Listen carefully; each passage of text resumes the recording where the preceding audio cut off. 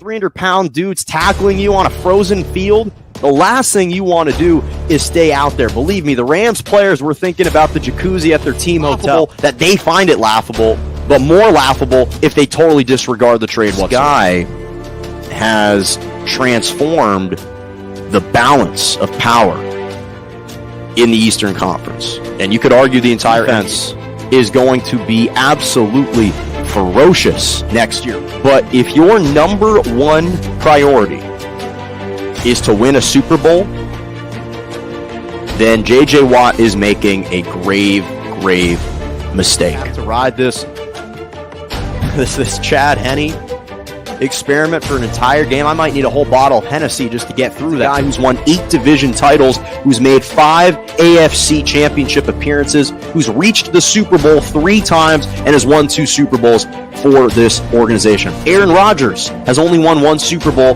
with Green Bay. Drew Brees has only won 1 Super Bowl with New Orleans. There's only 13 quarterbacks in NFL history that have won multiple Super Bowls, and Big Ben is one of those individuals.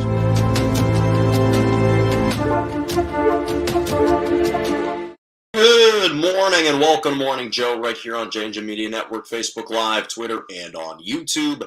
I'm Jonah Malcolm with you every single Monday and Wednesday morning, 11 a.m. to 12 p.m. Eastern Standard Time, 10 to 11 Central, and 8 to 9 a.m. Pacific. Glad you could join me on a jam-packed Wednesday morning. A lot to discuss, not only in the NFL, with Tom Brady's announcement obviously coming, but even some interesting speculation as it relates to Jim Harbaugh and the Minnesota Vikings, Brian Flores suing the NFL. So there's a lot of interesting stuff to talk about today, but I want to start paying a little homage to Tom Brady. Now, I know a lot of people have been talking about him, officially announced his retirement, leaves, setting the all-time record for most Super Bowls with 7, most Super Bowl MVP awards with 5, playoff wins, regular season wins, most passing touchdowns, most passing yards, 3-time All-Pro, 15 Pro Bowler selection, 3 times has won the NFL MVP award. Obviously, this is a guy drafted out of the 6th round, 199th overall out of Michigan in the 2000 draft, sat an entire first season behind Drew Bledsoe, and then when he sustained a major injury week 2 versus the Jets in the 2001 campaign, that's where the Tom Brady era began. And from that point on, he has went on to have the best NFL career of all time. And he has cemented himself as the greatest NFL player of all time, winning Super Bowls in 2001, 2003, 2004, 2014, 2016, 2018, and obviously most recently against the Tampa Bay Buccaneers last full season. So we know what the accolades are. We know what he's accomplished. And I wanted to use this opportunity to talk about something a little bit different as it relates to Tom Brady. Everyone's been trying to recall their favorite memories, and this is obviously someone who we will be using to regale when we're looking back at some of the best NFL players of all time, my favorite moments. But I think it's important when we look at Tom Brady to think about the characteristics of what made him great. And whenever we look at athletes that have achieved success at the highest level, we always say that they were fortunate.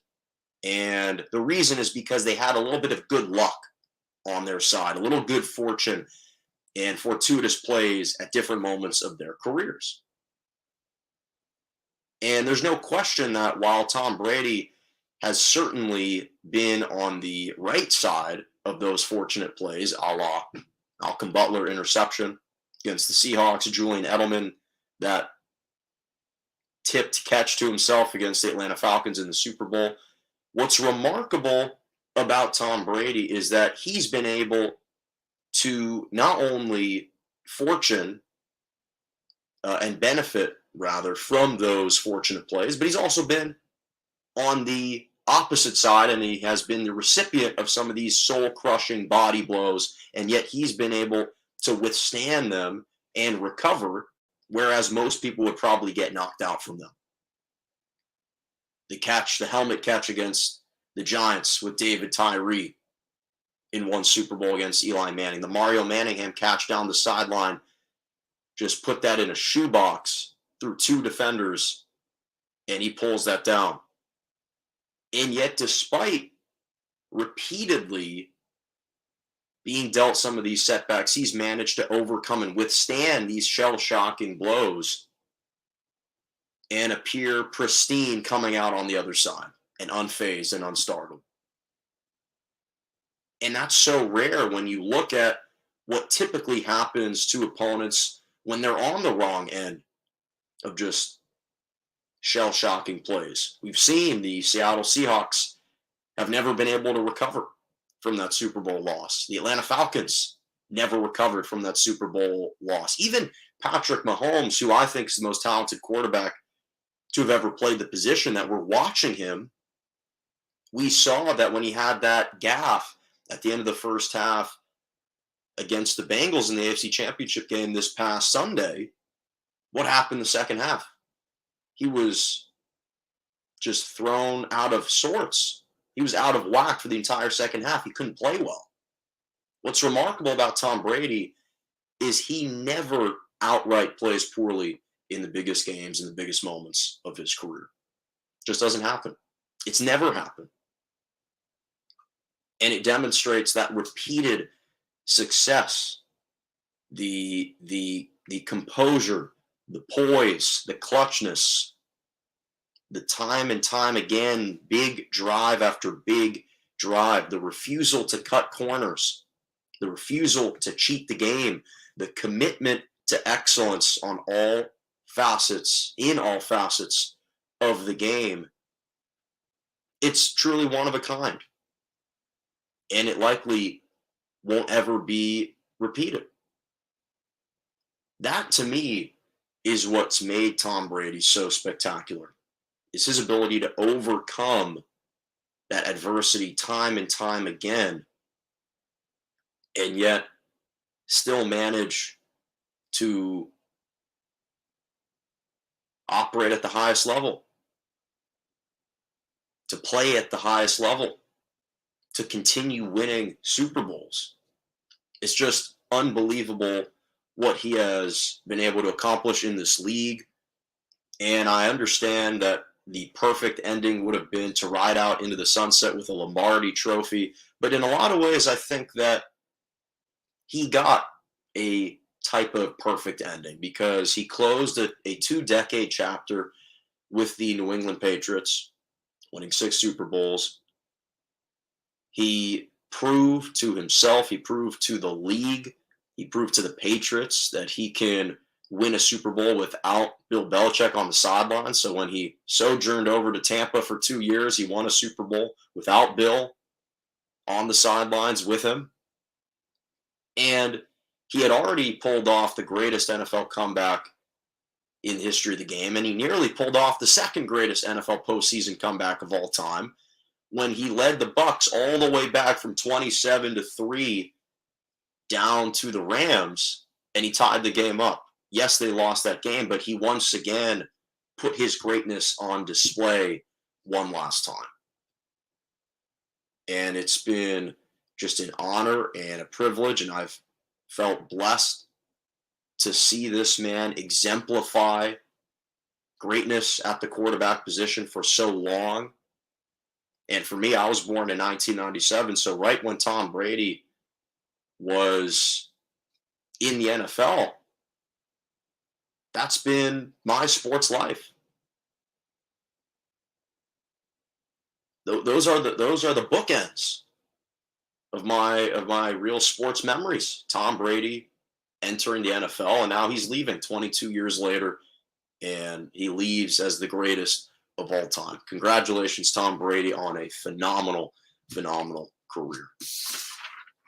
So I want to transition to a developing story that was kind of shocking. It was almost like a bombshell that was dropped yesterday in the NFL. Ex-Miami Dolphins Head coach Brian Flores is suing the NFL. He's suing the Dolphins, the Giants, and the Broncos, alleging some racism in the hiring practices between those three teams and between the entire league as a whole. So Brian Flores said that he hopes that this lawsuit will enact some change in the NFL. He said, quote, "I understand that I may be risking coaching the game that I love." As part of the evidence, he has highlighted messages from Bill Belichick that was mistakenly, a text message that was mistakenly sent to him as opposed to Brian Dable, who got the Giants job, saying from Belichick that it seemed like a done deal, that he being Brian Dable, had already landed the Giants head coaching job, when at the time it was reported that Flores was slated to get an interview. So basically the Giants had already made their decision before interviewing Brian Flores, is what he's claiming, and that's what the texts are corroborating. Flores said that the Broncos executives,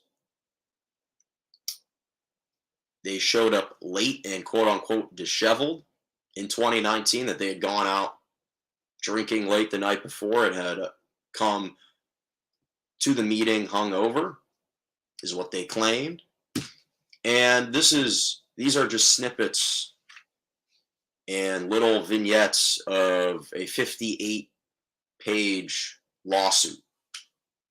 Now, we know that this is a pervasive issue that has been perpetually plaguing the NFL ever since its inception.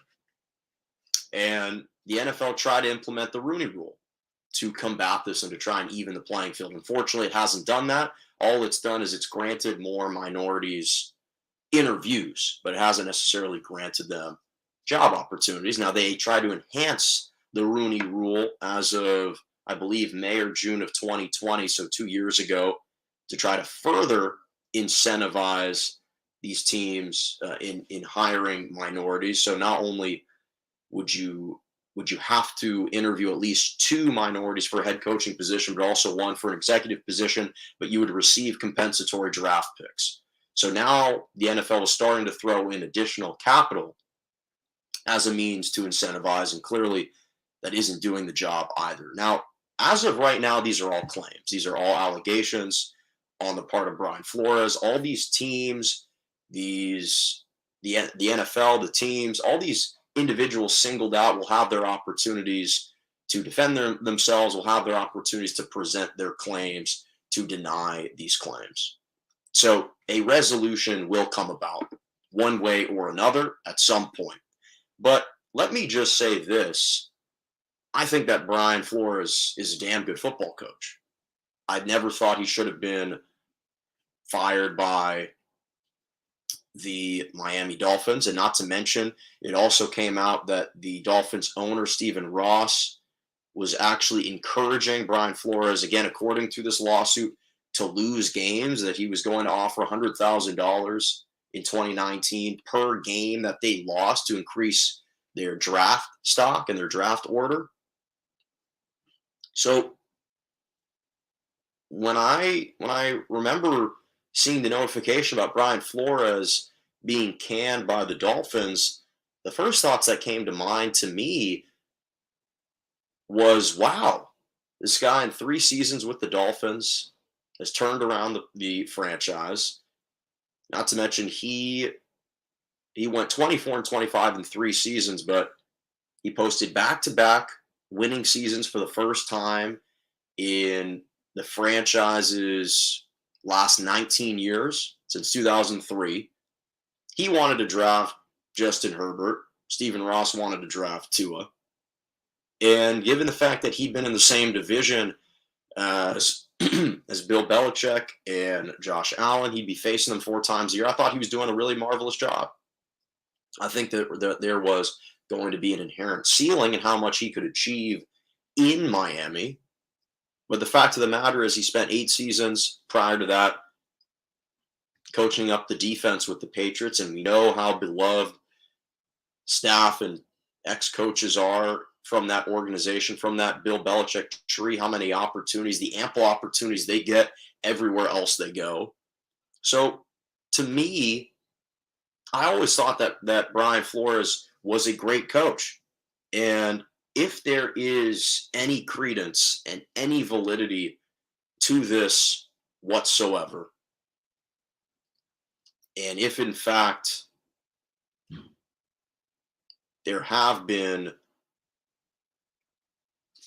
that these incentives, that these requests,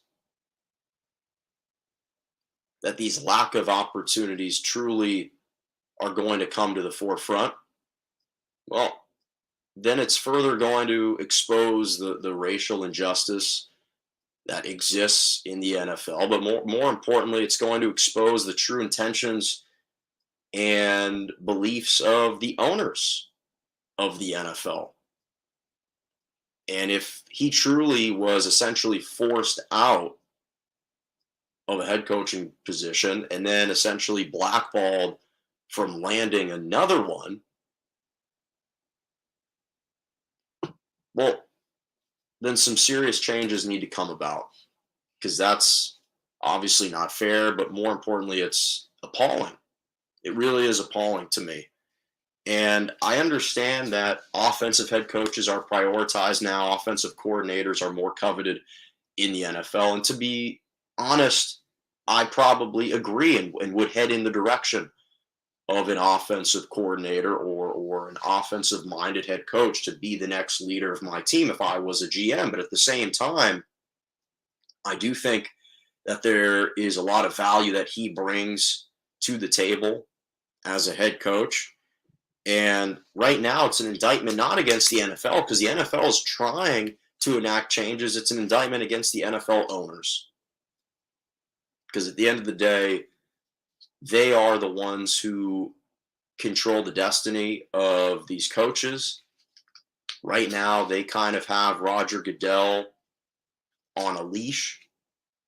Roger Goodell doesn't supervise and oversee the owners.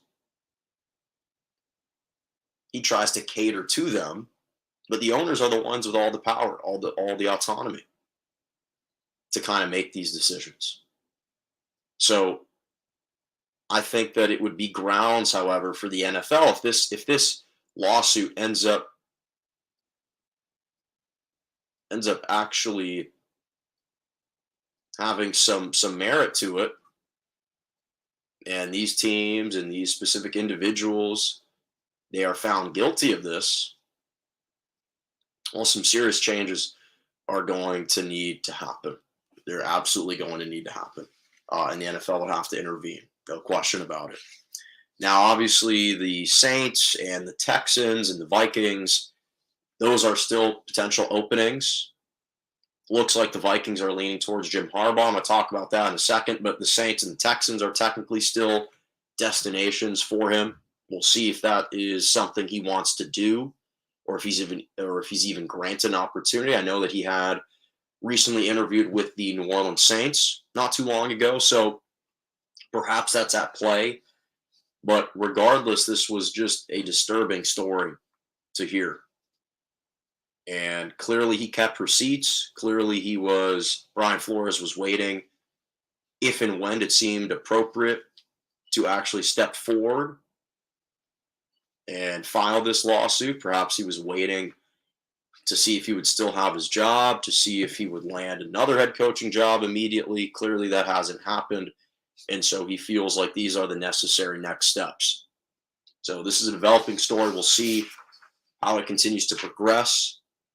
And again, if further additional potentially damning information comes out of this lawsuit, these individuals aren't going to look pretty good. They're not going to look pretty good. So speaking of the Minnesota Vikings and Jim Harbaugh, I kind of teased a second ago that there has been apparently earnest mutual interest between both parties, Jim Harbaugh and the Minnesota Vikings. Obviously, the Vikings have been looking to replace Mike Zimmer, their former coach, and there's been increasing speculation that Jim Harbaugh, if offered the job of the Minnesota Vikings head coaching vacancy, he would take it. And apparently, they are actually in the middle of a meeting right now. It was set to take place this morning on Central Time, and the timing is extremely important here because today is the National Signing Day in college football. So theoretically, if Harbaugh was not offered the head coaching job today, then he would turn his priorities and his point of emphasis to college football and the recruits. Now, to Jim Harbaugh's credit, he has publicly come out and stated that if he was offered a head coaching job, he would likely bolt for the NFL. He has openly and frankly said the same thing to recruits, that if he's offered a head coaching job, he'll leave Michigan. So he has laid it all out there. And I actually think that Jim Harbaugh should leave Michigan if he's offered the Minnesota Vikings head coaching job. And there are a number of reasons why.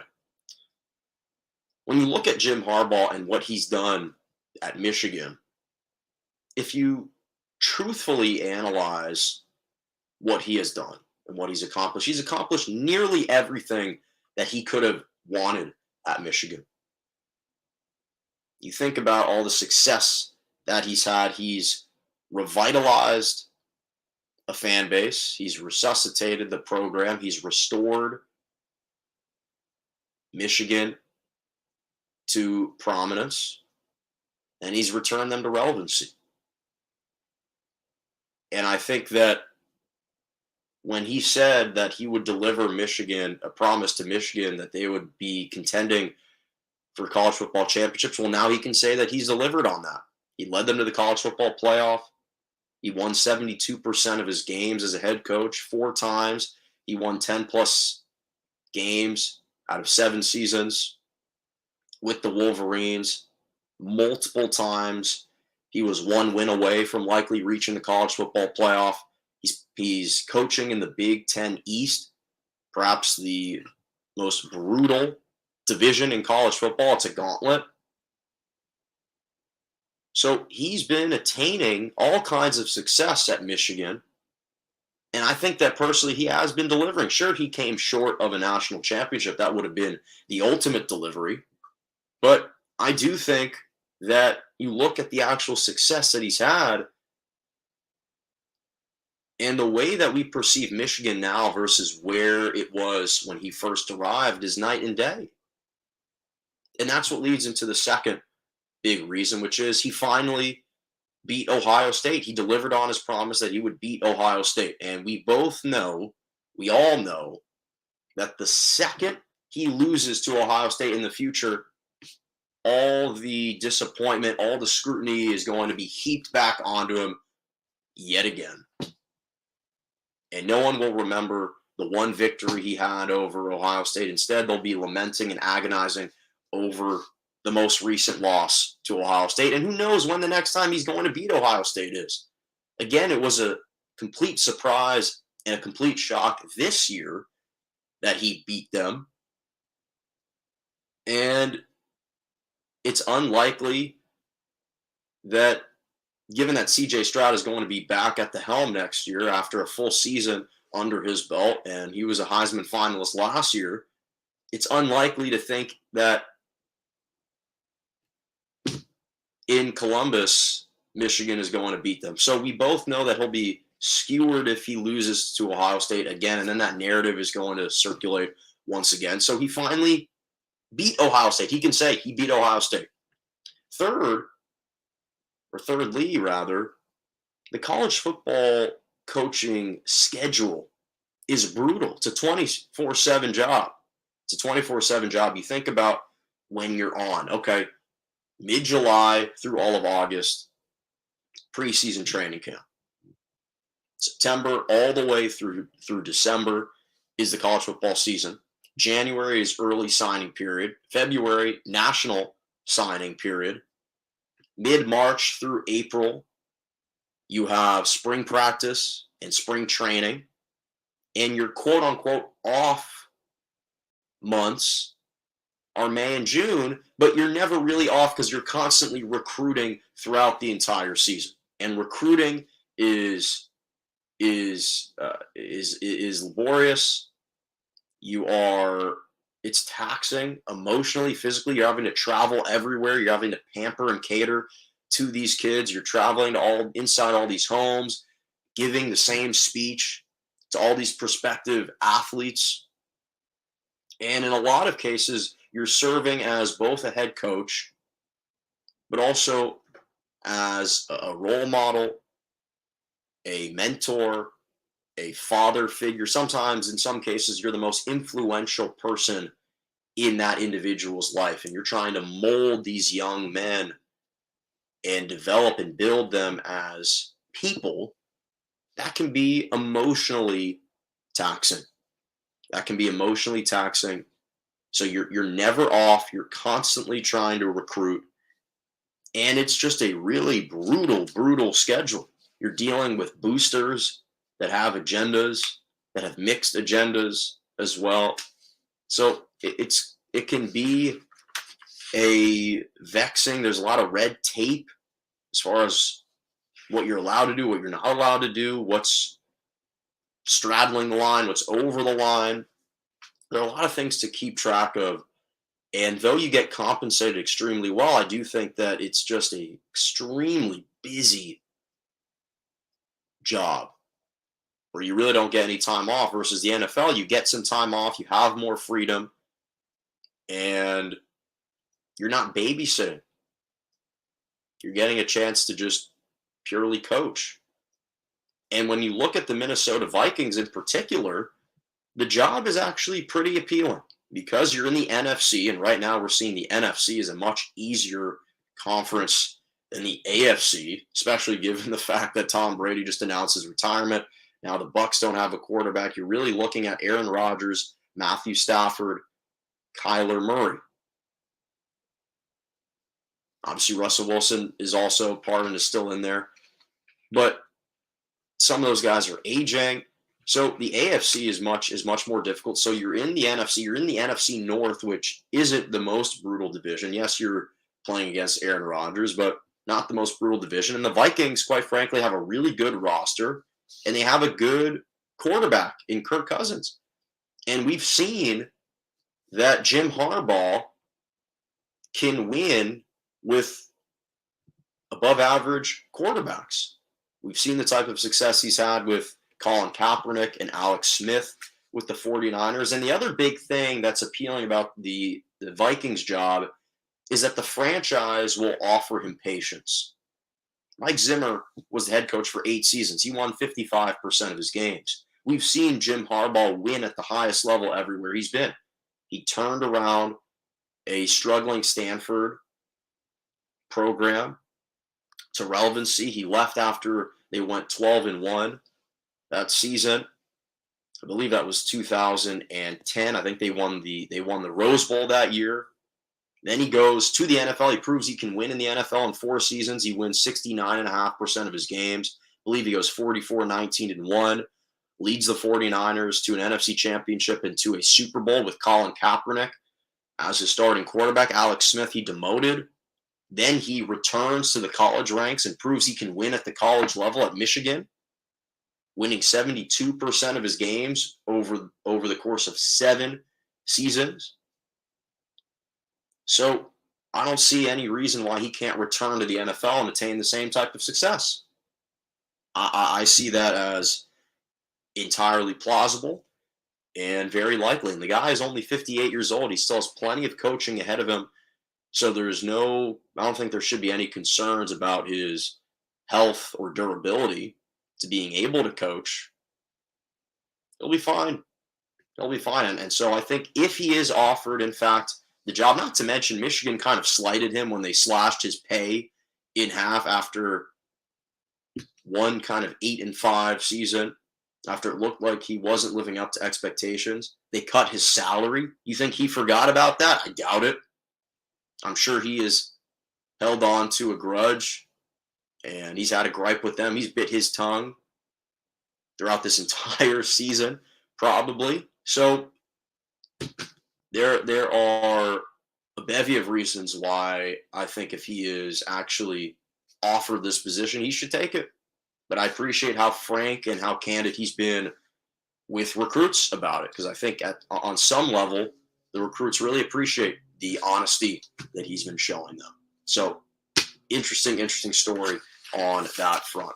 And finally, this was making shockwaves yesterday, all kinds of headlines. Former Sooners star quarterback Caleb Williams has officially transferred to USC. He's already started taking classes in Southern California. Obviously, he is following his former head coach, Lincoln Riley, who departed Oklahoma, departed Norman to take the USC head coaching job after USC lost, or after Oklahoma lost to Oklahoma State. And Oklahoma was essentially knocked out of the college football playoff contention. That's when Lincoln Riley left Norman and accepted the USC position. And Caleb Williams, after their Alamo Bowl victory over Oregon, immediately entered the transfer portal, raised speculation, and unsurprisingly, he's choosing to follow after his former head coach and go to SC. And by the way, for some context, the type of freshman season, this is what makes this story so interesting, is the type of freshman season that Caleb Williams had was sensational. Think about the circumstances in which he took over the job. He usurped Spencer Rattler midway through the Red River rivalry game against Texas. They were trailing Texas, and he leads them back to victory mid-game. That was his first significant amount of playing time all season. He played in technically 10 games, but he only started in 7.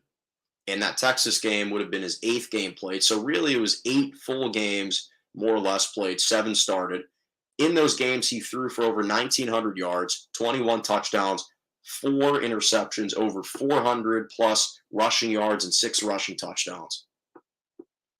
That's the type of production that Caleb Williams provided in that short amount of time. And so I can't begrudge this move at all.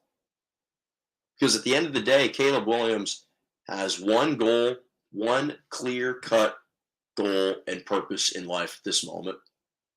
And that's to play quarterback at the NFL level. That's his number one goal, is to play quarterback in the NFL. He didn't sign with Oklahoma 2 years ago because he wanted to play for Oklahoma. He signed with Oklahoma because he wanted to play for Lincoln Riley. He wanted to play for a coach that he felt could best develop him as a quarterback, that could best prepare him to play the quarterback position at the NFL, to help him realize his true potential and his true goal of playing the quarterback position, signal caller on Sundays. And that's what it simply comes down to. And obviously, when you look at Lincoln Riley and his track record, it's pretty polished. He's produced back-to-back number 1 overall NFL picks. Baker Mayfield, Kyler Murray, Jalen Hurts, who, after his time at Alabama, was kind of cast aside as just a mediocre college quarterback. Lincoln Riley brings him into his program as a graduate transfer, and he becomes an instant Heisman candidate and Heisman finalist, and now he's the starting quarterback of the Philadelphia Eagles. And at the very least, if the Eagles don't truly believe him as a franchise quarterback, he is a solid backup quarterback in the NFL, an elite backup at the very least. I think he's a starter, but we're needless to say, those are 3 quarterbacks in about 5 seasons that he's been there that have produced for him like that have gone on to have success at the NFL level. And when you look at a guy in Caleb Williams, who was the top dual threat quarterback out of the class 2 years ago, the number 2 overall quarterback from that class, and the type of potential that he has shown, what makes this so unique is the fact that you have a talented starting quarterback feeling the need to bolt a blue blood program right when he's poised to start again.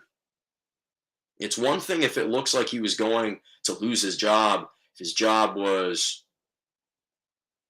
up for grabs. He's entrenched in that position. He's entrenched. He would have been entrenched in the starting position. Instead, he's deciding, nope, not enough for me. And what makes it even more uncharted territory is the fact that here you have a freshman quarterback who's already played and produced at the highest level. He's already been extremely successful, and he's got 2 more years of eligibility, and that guy was on the open market. That's what makes this an anomaly. That's what makes this situation extremely rare, is to not only have a blue chip quarterback that is on the market, but have a proven young blue chip quarterback that's on the market and is deciding to leave a blue blood program in which he was already entrenched as the starting quarterback. In the history of the sport, we've never seen it.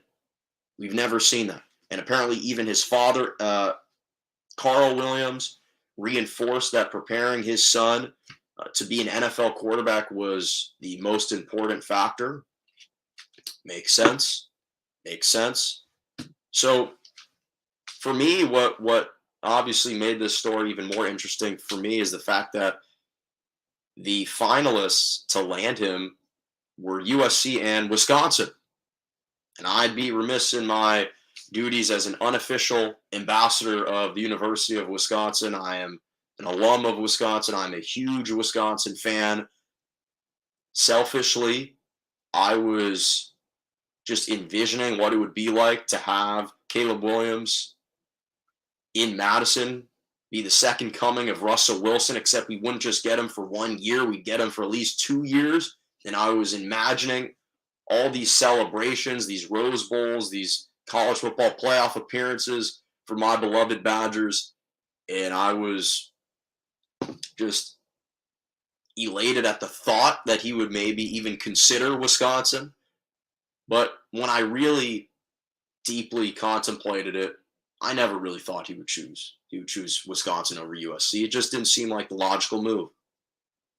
And even though I love what Paul Chryst has done, and I think he's a great coach, and I love that he's hired former Baltimore Ravens tight end coach Bobby Engram to be the new offensive coordinator over Joe Rudolph, I like that decision. Thought that the offense under Rudolph kind of stalled, and I do think he could help develop Williams, and I think that those connections to the NFL would serve a great deal, are going to be extremely important. But if Caleb Williams was in fact going to leave Norman, to me, the only prudent move and the only pragmatic decision would be to go to USC. That just seemed like the logical move, and that's the direction that he ended up going in. But just incredible, though, the mobility and just the volatility of this situation and how quickly programs can change overnight now with the transfer portal and just the way that NILs can have an influence on the outcomes. It's uncharted territory. We've never seen it before. And if you thought that USC was going to be a slow rebuild, it was going to take some time for them to return to prominence, well, it's probably that process is going to be expedited now. No question about it. Okay, my final topic of the day, my Malkin's moments. I have some great Malkin's moments for you.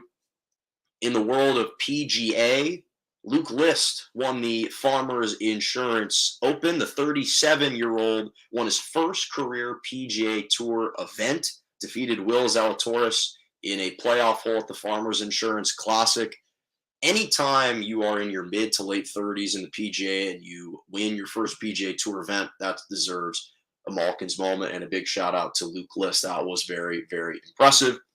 Shout out to the 86-year-old Willie Orey, who received a Congressional Gold Medal that was signed into act by President Joe Biden yesterday. He was awarded the Congressional Gold Medal for a bevy of reasons. Obviously, he was the first black player to play in the NHL. He broke the NHL's color barrier in 1958 on January 18th in a game between the Boston Bruins and the Montreal Canadiens. He played 2 seasons, 45 total games with the Boston Bruins, 1957 to 1958 season, and the 1960-1961 season. He had his number 22 jersey retired by the Boston Bruins very recently, becoming just the 12th man in the history of that franchise and that organization to have his jersey retired. He was inducted into the NHL Hall of Fame in 2018, and he's just the ultimate ambassador of the sport. He is not only the actual diversity ambassador of the NHL, but he also serves as the NHL's director of youth and development as well. The impact that he's had on the game of hockey and on the integration of blacks in professional sports was profound. And I sincerely applaud President Biden for signing this into act. It's a very worthy medal to be handed out to Willie Orey. So congratulations to him. The city of Boston even dedicated January 18th as the Willie Orey Day. So it's befitting, and congratulations to him. Congratulations to Josh Giddey. The Oklahoma City Thunder rookie posted his 11th double-double of the season, which actually breaks Russell Westbrook's double-double record for the most double-doubles recorded by a rookie in Oklahoma City Thunder history. Westbrook had 10. Giddey already has 11. He's been having a tremendous rookie campaign, averaging nearly 12 points per game, 7.5 rebounds, 6 assists, and a steal per night. His rebounds and assists per game leads the team as a rookie. That leads the team, and he was just selected to play in the NBA Rising Stars game at All-Star Weekend, which is going to take place in a couple weeks in Cleveland. So major shout out to Josh Giddey, who's having a fantastic rookie campaign. Final 2, big shout out to the late great legend Kobe Bryant. On this day in NBA history, on February 2nd, 2009, he broke Michael Jordan's record for the most points scored by an opposing player at Madison Square Garden. He scored 61 points. I remember this game vividly. I remember this game sitting at my couch watching him basically reenact some of the iconic moves by Michael Jordan. The pump fake, the spin, the lean-in jumper. Kobe's always put on spectacular performances, spectacular shows at every venue, but especially in Madison Square Garden. And it was only fitting that we give him a shout out on this specific day. And finally, we have some news out of Washington. Boys and girls, no longer Washington football team, the Washington Commanders. Yes, they finally picked their name. They chose a name after 87 years of the Washington Redskins and then 2 temporary years as the Washington football team. The organization has finally chosen to go with the Washington Commanders, paying homage to being in the capital, to the military. And obviously that was important to Ron Rivera and that entire organization being based in the district's capital. And obviously the quest for a new name began on July of 2020 after the murder of George Floyd in Minnesota. A lot of protests around the Redskins. And then, of course, they were in this 2-year-long process of trying to change the name. Well, now we've got a new name. Washington Commanders. I actually like it. When I had offered up my suggestions for nicknames, I didn't list the Commanders simply because it had already been listed, so I came up with my own. But either way, I do think it's a good choice. It's uncontroversial. It's incontroversial. It is emblematic of what that region is about. So Washington Commanders, honestly, just it beats the Washington football team. We needed to have some kind of mascot, for crying out loud. So now we finally do. That's all the time that I got for today. Thank you so much for joining me right here on Morning Joe every single Monday and Wednesday morning, 11 a.m. to 12 p.m. Eastern Standard Time, 10 to 11 Central, and 8 to 9 a.m. Pacific. Make sure to subscribe to my YouTube page, Morning Joe, J-O with Jonah Malkin on YouTube, Jonah Malkin, at Jonah _ Malkin on Twitter, at morning _ Joe _ on Twitter as well, JMalk97 on Instagram, and Jonah Malkin on TikTok. That's all the time that I got for you today. Thank you so much for watching and for tuning in. And as always, have a lovely rest of your morning.